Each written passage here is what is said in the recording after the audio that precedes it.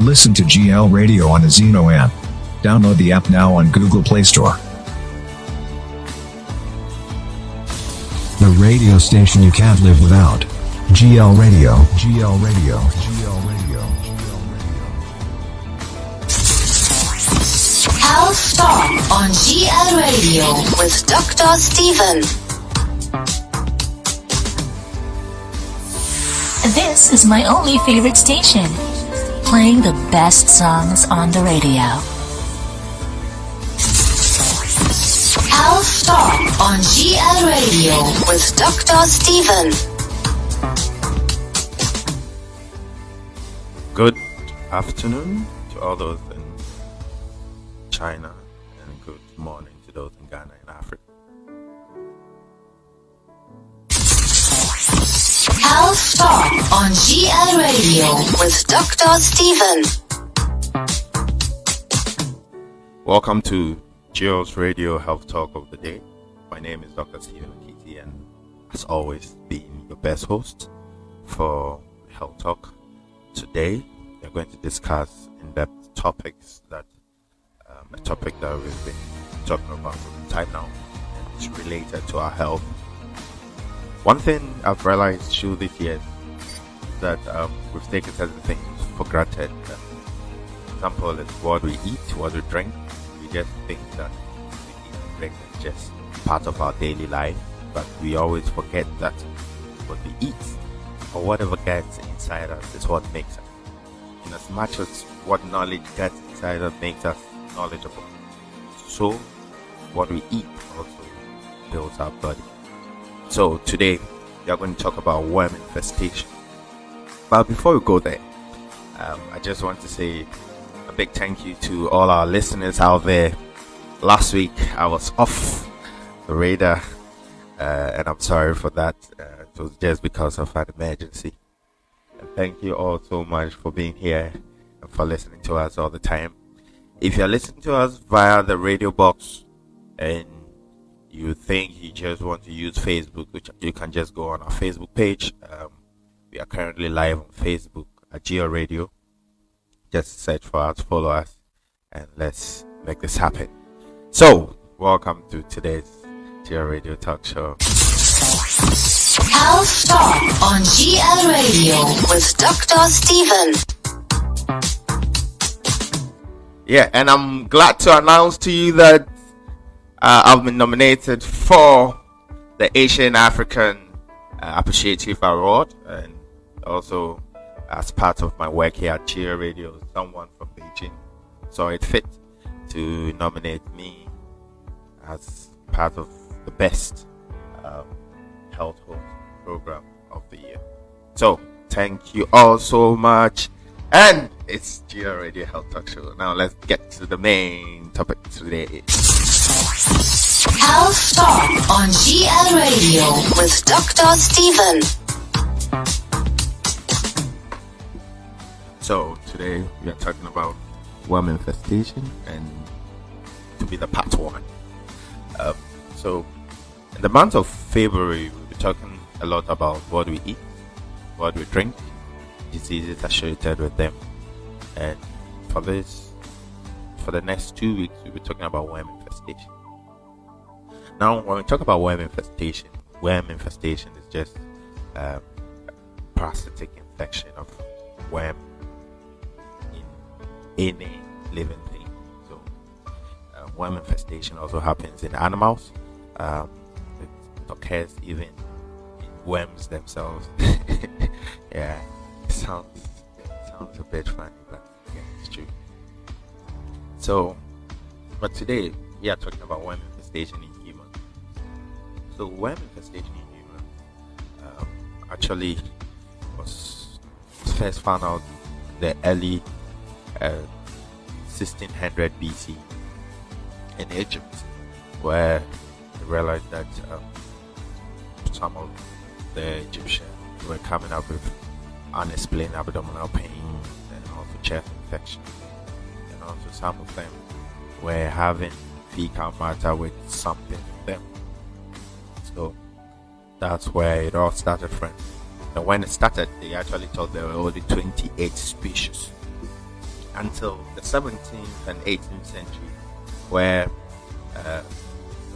research, science began to make a whole lot of sense and started investigating more.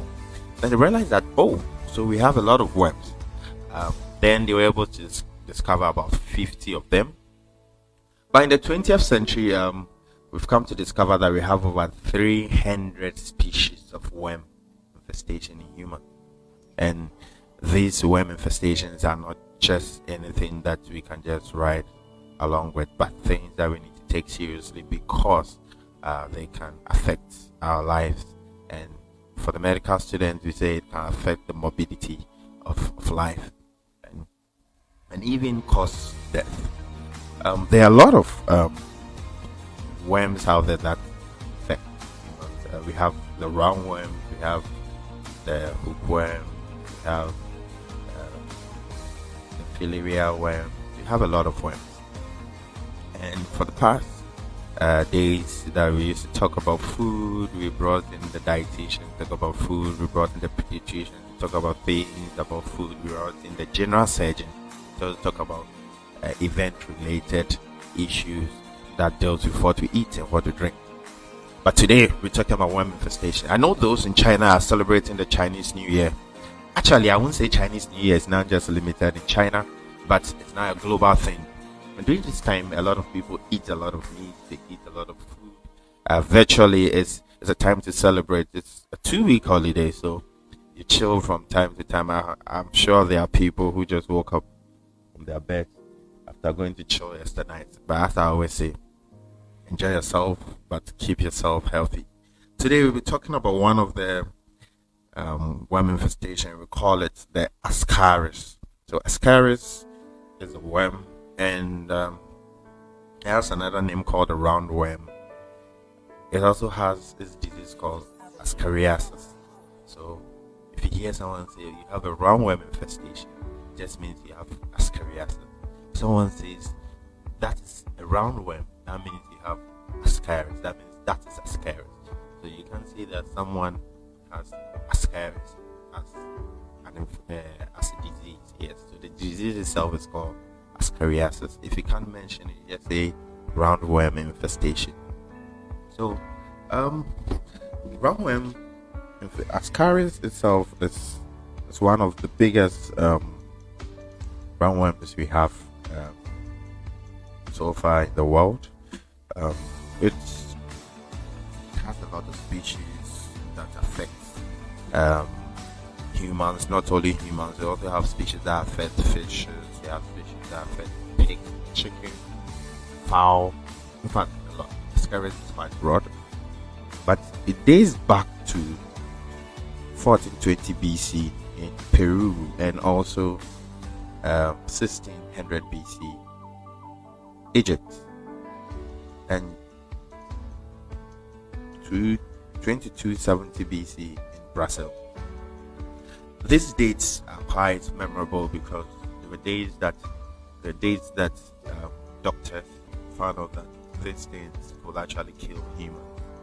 So they put it in writing and started finding solutions to them. Today, as part of those species of Ascaris, we'll be talking about one of them called Ascaris lubricords. So Ascaris lubricords is one of the Ascaris that affect human beings, and this one affects most human beings. It has the largest size, largest diameter, largest length. The adult Ascaris lubricord is about 13 to 17 centimeters in length, and so far it has affected more than 1 billion people in the recent years. The last data observed was in 2017, and only in 2017 that affected 880 million people all over the world. It just doesn't do that to people who live in Africa or people who live in developmental areas, even though the developmental world has the highest prevalence of this infestation, but also it's found in the developed world too. So anywhere that you don't have good soil hygiene, you find Ascaris there. So Ascaris itself, one will be thinking how is it transmitted? So for you to get Ascaris, that means that you need to might have come into contact with an infected soil that infects whatever you're going to eat or whatever you're going to drink and gets into your mouth. I'm saying it this way because normally when we tell people that a disease is transmitted fecal-oral route, they just think that when the feces gets into your mouth, that's when you get this disease, but that's not how it works. So when we say fecal-oral route, it just means that when the feces touches down to anything, even the soil, and the soil gets infected, when that infected soil touches or gets in contact with anything that you also ingest or you also eat, then you get infected. So that's what we call fecal-oral. It doesn't mean people eat feces directly. Yeah. So you get Ascariasis by the fecal-oral route. I'm going to tell you about how it develops. Now, people think that worms just appear in our abdomen or appear in our stomach, our intestines. Some people even think that it's spiritual. I read a paper that people thought worm infestation was punishment from the gods for someone who stole meat from the pot. Health Talk on GL Radio with Dr. Steven. So, for you to get infected, for this Ascaris to continue transmission, first of all, you might have come into contact with any soil that is infected. 2, you probably find yourself in an endemic area. And 3, you may be infected yourself. So, how does this happen? So you see, the Ascaris itself is a worm, and the adult worm is normally found in the intestines of humans. So it's in the intestines of humans, then it tends to produce eggs. Now, these eggs, after production in the intestines, from the intestines, the small intestine go to the large intestines, and from the large intestines, whatever you've eaten comes out of feces. So when you bring out the feces and you don't bring it at the right place, if you don't go to the loo, let's say in the water closet or a good sanitary latrine, and you do it on the ground or maybe on the soil, or even if you had to use all these mentioned places, let's say the WC, we talk about the sanitary latrine, and those fecal matters are not disposed properly, and they're just disposed into the soil untreated. The soil becomes infected with these eggs. Now, after the soil have gotten infected with these eggs, the eggs start maturing in the soil. Then the larva, this time around, the larva doesn't come out of the eggs, but it's developed in the egg. So if this soil gets contaminated with food, someone asks, how does it get contaminated with food? Now, especially those in the farming areas who normally go to defecate in their farms, what happens is that it mixes with the soil, and when it mixes with the soil, you plant with them. Sometimes the soil tends to touch the vegetables that are grown. 2, you tend to work with the soil, so as you farm with your hands get contaminated with the soil. You get home, you don't wash your hands properly, get some food, it gets transmitted. Also, some people may even do this not in the farm but in their community. So you find children playing with the soil all the time and without washing their hands, or even children don't even wash their hands. As they are playing, they put their hands in their mouth, put their hands in their throat, their nostrils, they keep playing. That's how they get infected. Even with adults, adults tend to touch a lot of things without washing their hands, thinking that so far as they've not touched something that looks contaminated, they can't have carried any infection. Now, another thing that a research showed was that people who even go to defecate without washing their hands after cleaning their anuses may also transmit this into whatever they do or whatever they eat, and even contaminate other food beverages or other food stuff that they give to other people. So now when this falls on food and you ingest it, it goes into your stomach. Now when it gets into your stomach, it's so interesting that this lava will now become, or now migrate into your stomach small, then goes into your small intestine. When it gets into your small intestine, it doesn't stay there. Now it now grows into the smaller one. Then it decides to migrate around. So it moves up into your blood vessels, gets into your liver. After getting into your liver, it goes through into your pancreas, then goes up and gets to your lungs. So see, it roams, so it will just migrate all over. So when it gets to your lungs, what happens is that if you are infected at this stage, you start coughing. So mostly when we cough and we have sputum or phlegms, we just swallow it. So you cough it out. So when you cough, you're actually coughing the immature worm out. So you just cough it out, and when you cough it out, you swallow it back.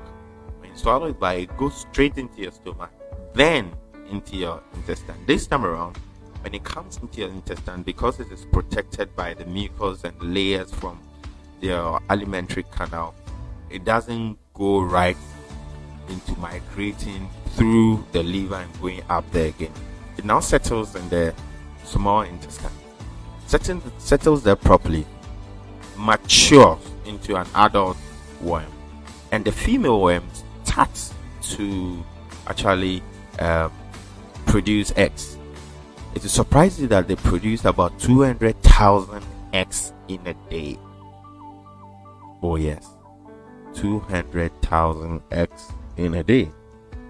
So if they are producing 200,000 eggs in a day, then you should know that Asemaba. But see, these things all go on, and for the early stages, you may start having symptoms. When you get infected, 10 to 14 days, you start having some signs and symptoms that will relate to whatever you have.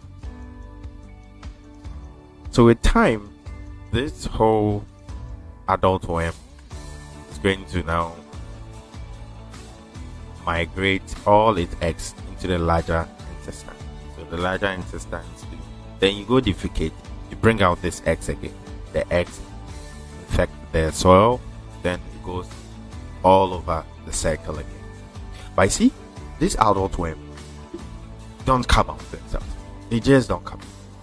They can live in your intestine for 2 years. Yes, 2 years. And let's face it, I know people are like, but the stomach and the intestines have acid, and they can actually kill this worm. Why is it that the worms were not killed by that acid? And the literature says that acid, when you pour it on your skin, it will corrode your skin. Yes, but you see, these worms have a cutaneous skin, or cutaneous outer covers that protect them from the action of this whole acid and basic content in the stomach, or let's say the whole alimentary canal. So they are protected. The last time I was telling you guys about condoms, how condoms protect you against STIs. So yeah, they are also protecting themselves, and they are protected against this acid. So this adult worm will be in the system. When the circle goes round and comes back again, you know that more adult worms will produce it, and the more they are, the more quantity, the more eggs they will be produced. And when they are producing more eggs, that means that they will be causing more infection. Now, imagine that you have a lot of this Ascaris worm in your stomach or your intestine. That means that a lot of it itself can actually block some passage of food matter through where they reside, so all this come to play when you tend to manifest this disease. Now let's look at how people show signs and symptoms of this disease. Now we have early symptoms, and the early symptoms, you start observing them within 10 to 14 days after you've eaten any infected thing with the Ascaris worm. Now let's beware of this.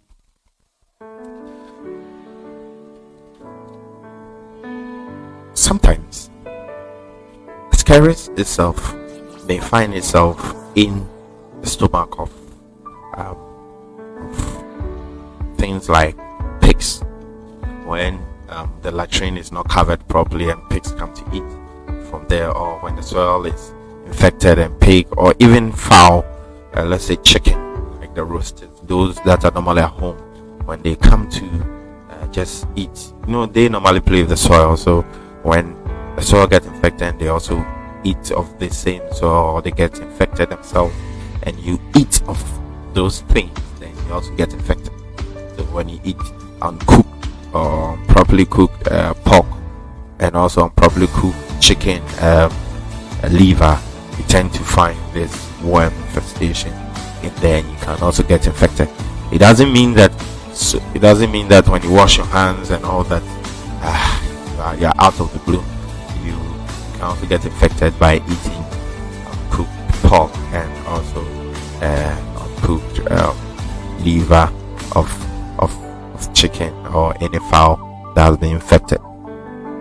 Now let's go back to the early symptoms. So within the 10 to 14 days, as I said earlier, the worm normally migrates through to your lungs. So when it gets to your lungs, these symptoms you may find. 1, you realize that you start coughing. 2, you start having difficulty in breathing. We call it dyspnea in medicine. Then also you start having wheezing. People have asthma, that sound that they normally do. Yes, that's called wheezing, because you find the worm in your lungs. So it's causing your lungs to secrete a lot of fluid, and when these fluids are there, and you breathe, it causes you not to be able to breathe in and breathe out properly. So you tend to have that sound. Yes, so that's the wheezing sound. Then, not only that, you also tend to have itchy skin and also rashes on your skin, allergic rash, which we also call urticaria, because the worm also causes your body to produce certain chemicals that fight against it, and these chemicals react with your body and causes you to itch. So not only that, we also look at something else. Patients may also present with what we call hemoptysis. They cough out blood. So when the worm is in your lungs and it irritates your lungs, you tend to cough. So you may even cough out blood. You don't just cough out blood, it will also be associated with chest pain, and this chest pain may cause you to have certain shivers too. You may also encounter abdominal pain. You may have discoloration of your eyes. You may have what we call colic. That means your intestines may be painful.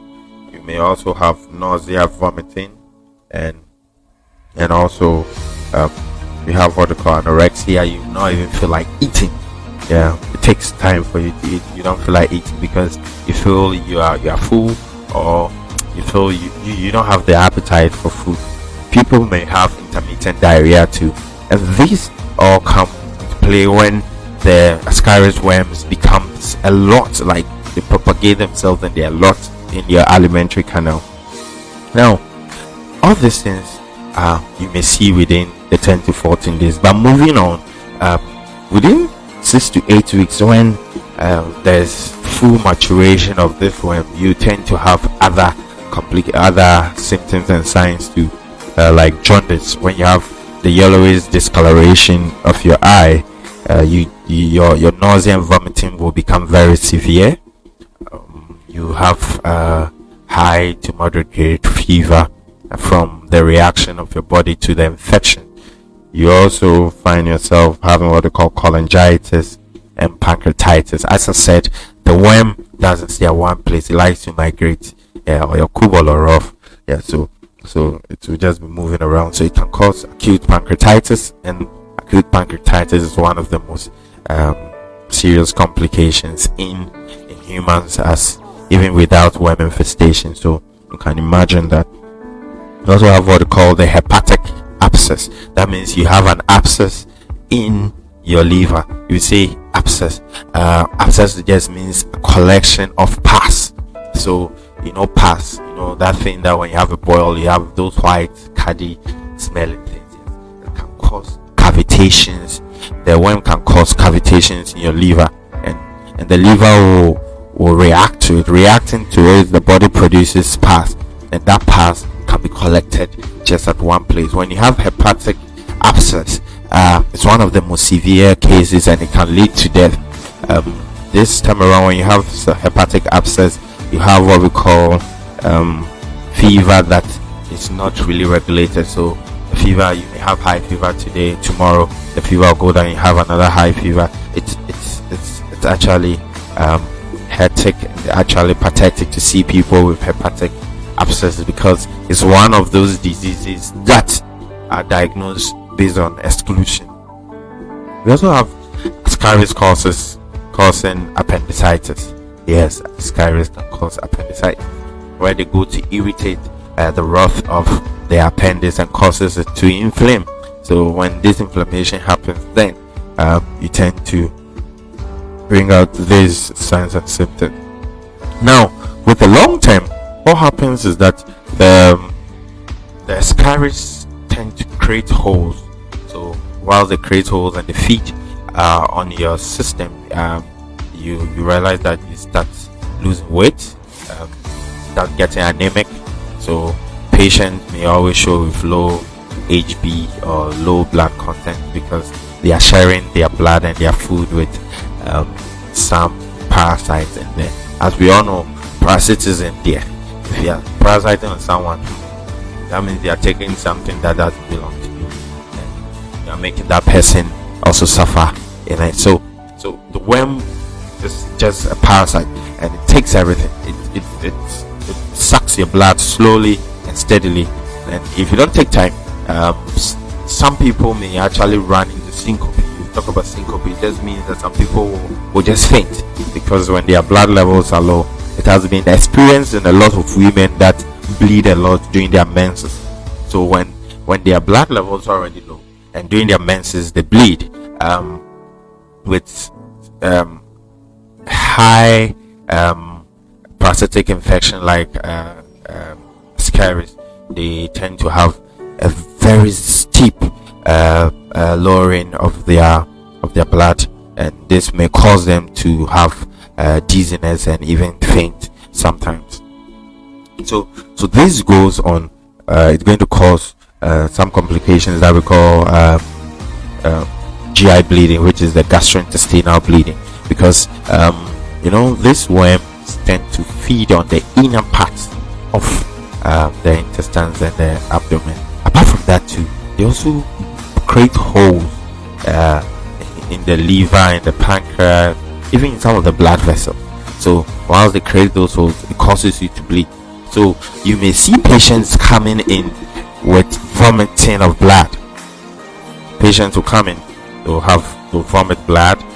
Some of them will also come in with blood in their feces. Some will also come in with actually seeing blood coming from their nostrils.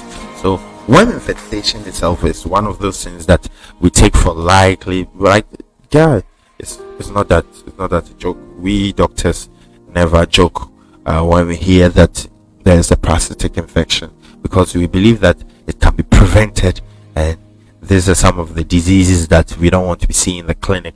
If you know about it, you prevent it, you move on. Life is good without diseases. Now, one other thing that this Ascaris can do is that it can cause what we call bowel obstruction. So when they are locked in your intestines, it blocks your bowels, it blocks the intestine, and when it blocks the intestine, it causes that part of your intestine to get blocked. So if, let's say, it blocks the smaller intestine. That means that food or anything you eat that's coming from the stomach will not be able to go through. It has been blocked. So when it gets blocked, that means there's nothing else to do than to go to theater and open it up and take out the worm. That's how come you find certain videos on the internet where you find a lot of worms in the intestine. Yes, that's Ascaris. Yes, that is Ascaris. So it can cause bowel obstruction.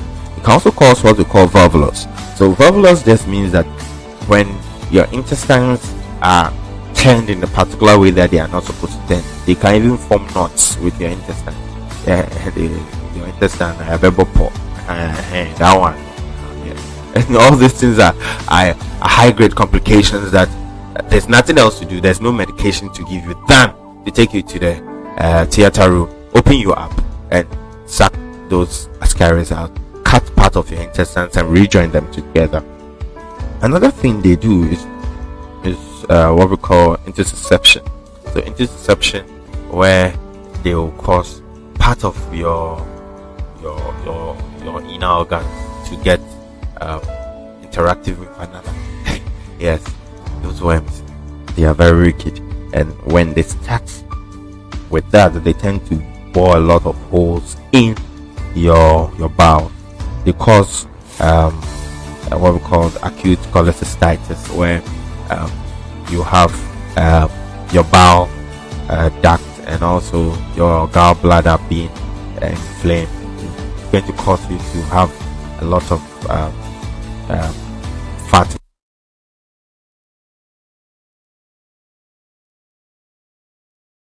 in your system, because you don't have the bowel going to break down the fats that you eat. I've already talked about hepatic abscesses and cholangitis. Now, all this didn't come to play because of the way Ascaris works in our system. Now, when you have all this disease, you ask yourself, how do you know? How will the doctors know? How, like, what to confirm all this? Yes, before we come to that. Health Talk on GL Radio with Dr. Stephen.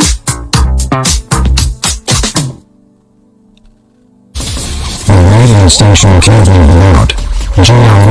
GL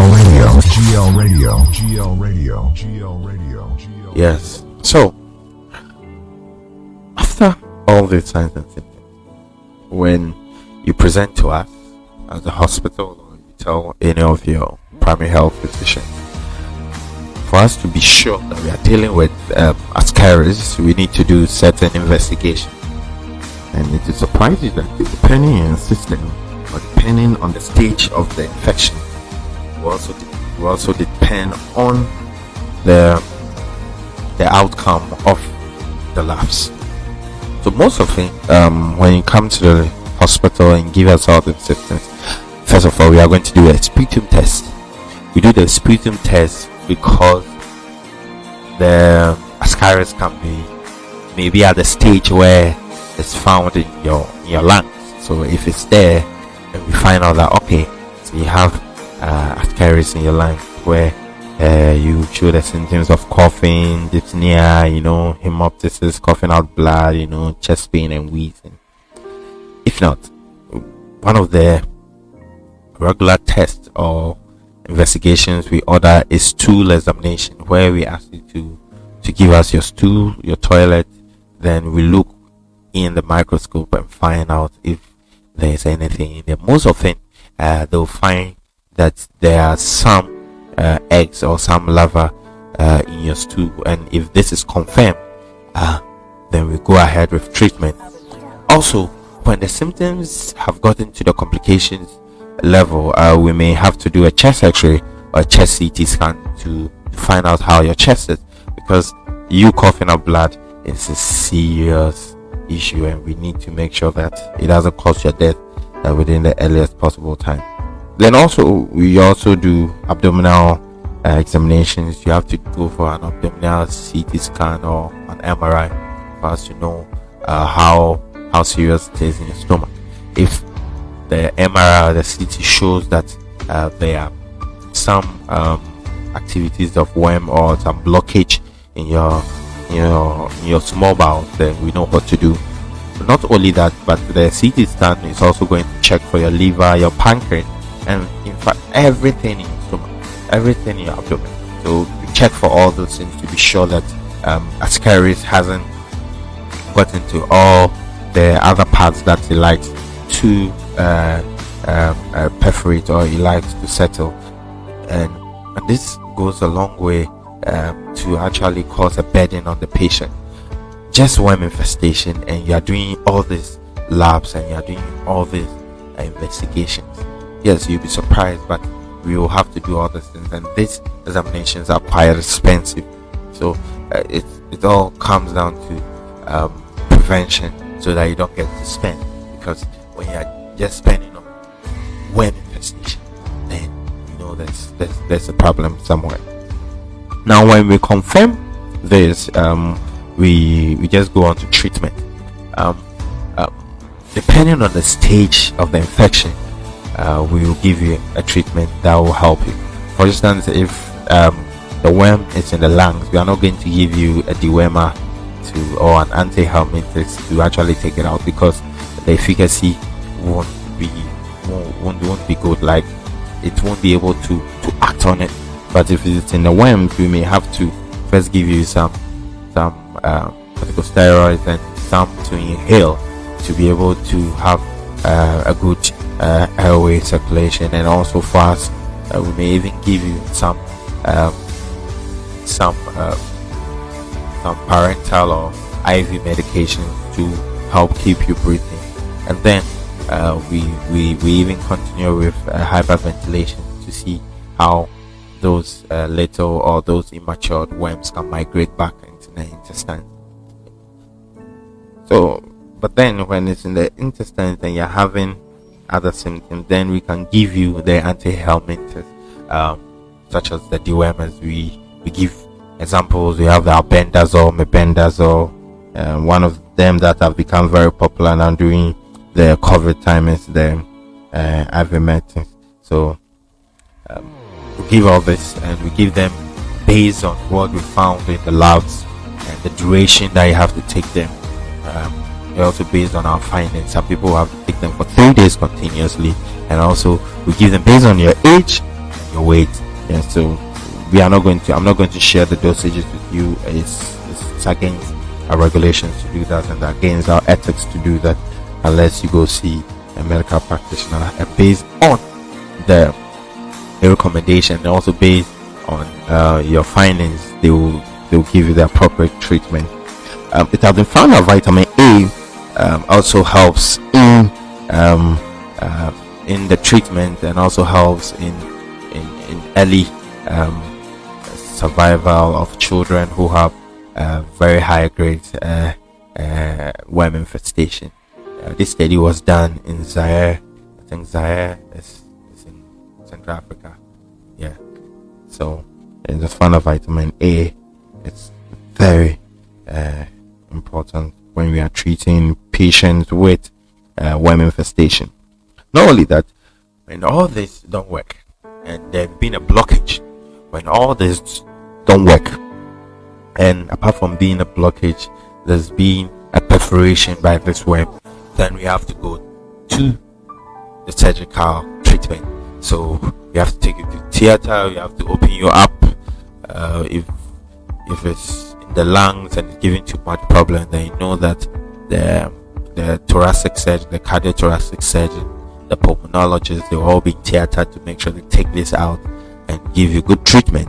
Also, when it's in the bowel, they know that the general surgeon will have to go in, open you up, take it out, and then patch you back. So all these things are high complications of worm infestation, and this is something we should take serious. Now, I think when we hear of such things, we'll be wondering what are some of the things we can do to prevent ourselves from getting such diseases. Don't touch it down. We'll be right back. House Talk on GL Radio with Dr. Steven. The radio station you can't live without. GL Radio, GL Radio, GL Radio, GL Radio. Love your radio. Love your music. This is the best thing on your radio. My one and only. Music feels just so good when you're tuned in to your one and only station. House Talk on GL Radio with Dr. Steven. Yes, welcome back. So now let's talk at some of the prevention and controls of this manifestation.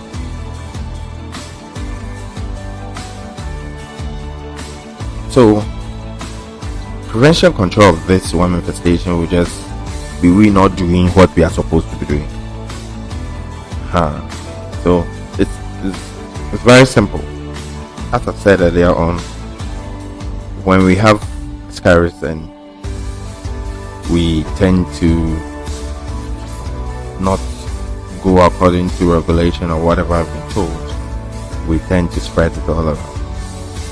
Now, the most important thing in prevention of Ascaris or Ascariasis is for us to have a good or a safe sewage disposal system where the sewage is properly treated and disposed appropriately. It may be the local what's the name, KVIP, whatever it is, but after everything you need to be treated and disposed properly. So it is a communal or societal effort in doing that. Secondly, we need to stop discriminative what's the name, passing of tools all around.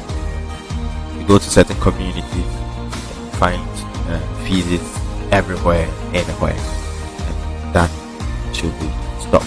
This too can prevent Ascariasis. Not only that, we need to continue what I'm doing, health education, for people to know that worm infestation is not just a joke. It can cause your death, it can cause your lifespan to be reduced, it can cause your standard of living, it can just cause your whole life to be a mess. Because a lot of people have abdominal pains that can't be explained, but if you have to do proper investigation, you realize that it's just worm infestation.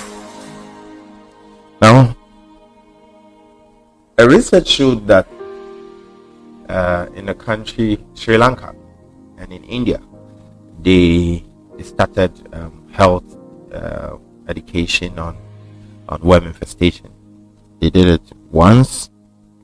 They came back and they realized that the infection rate had not actually reduced. It was still the same. Then they did another research too, and they realized that if they are able to do health education on worm infestation 3 times a year, they will be able to get their target. And in 2016, the data showed that they had improved of over 60%. So we need to be educating ourselves on worm infestation. It's something that you need to talk to your friends about. You need to educate your parents about, and you need to practice it yourself. That's the most important thing, because you can't be preaching something you don't practice, isn't it? Yes. Also, we advise that adults to get dewormed at least twice every year. I know in some parts of the world we normally abuse dewormers and we get dewormed at least every 3 months, but even we deworm twice every year, just appropriate.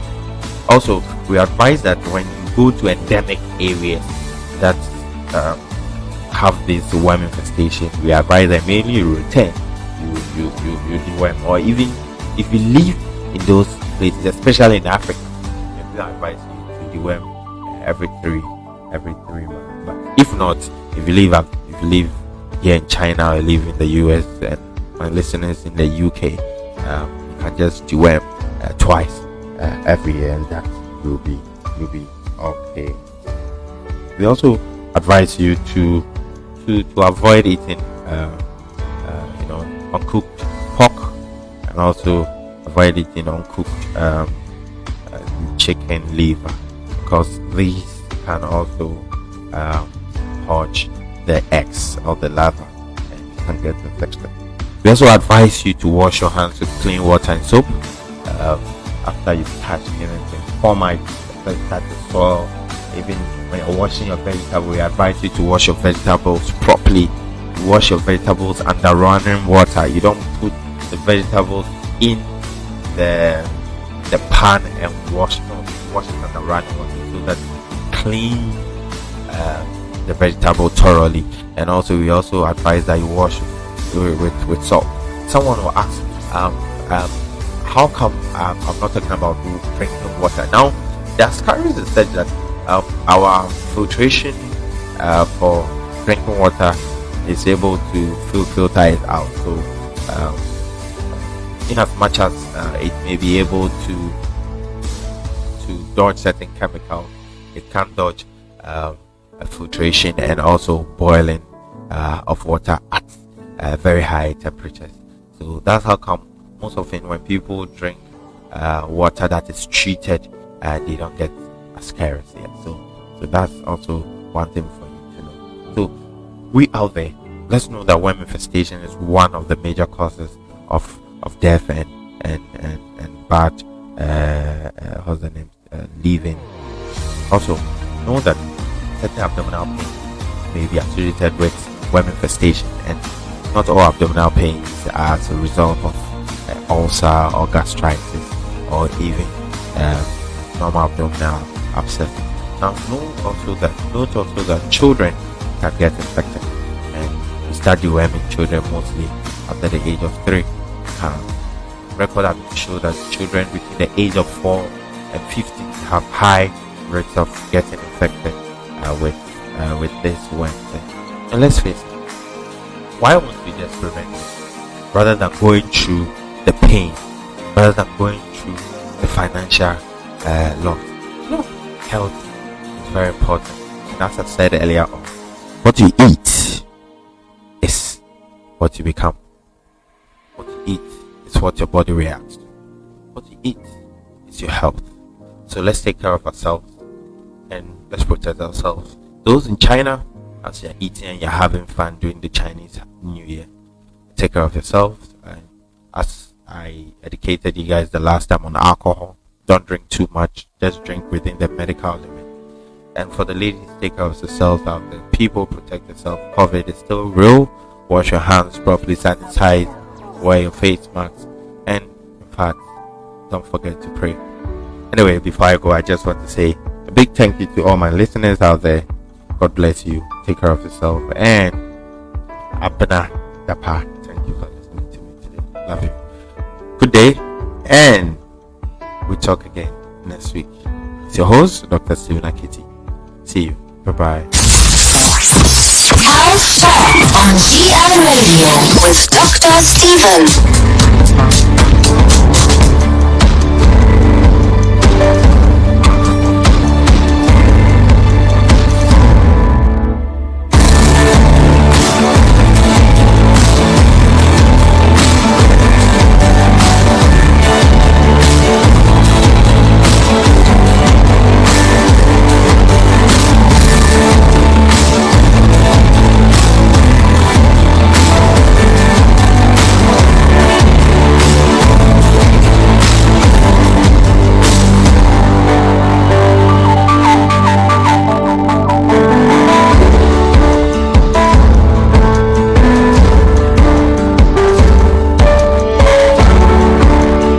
Don't change it now. Let's wait for the next program. Let's discuss. This is my only favorite station.